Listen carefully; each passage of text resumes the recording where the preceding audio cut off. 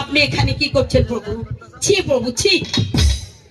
গো পার্বতী, তোমাকে রেখে আসছিলাম আমি সেই জঙ্গলে, এখানে কেমন করে আসলে? আমার জল পিপাসা লেগেছিল, তাই আমি মনে করেছি এই কুটির এখানে যে আমি জল পিপাসা মিটাবো। এখন দেখছি কিনা রাধা কৃষ্ণর যোগী মিলন। কি বলছো পার্বতী? তুমি জিজ্ঞাসা করো দেখো, উনি আমার কি লাগে? কি হবে না ভগমা, মা? আপনি আমাকে চিনতে পারছেন না? আমি চিনতে পারছি না। সেই ছোটবেলা 4 বছর বয়সে আমাকে জঙ্গলে ফেলে এসেছিলেন।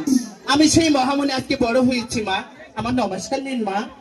ওরে মা, বলুন। আমি তোকে চিনতে পারিনি, তাই তো হয়তো আমি দুটি কথা বলেছি, তুই কিছু মনে করিস না না, আমি কিচ্ছু মনে করিনি মা। ঠিক আছে, আমি আমার প্রভুর কাছে আমি ক্ষমা চেয়ে নিচ্ছি। ঠিক আছে মা। প্রভু, আমার মেয়ে মহামণি, আমি তাকে চিনতে পারিনি, তাই তো আমাকে ক্ষমা করে দিয়েছে।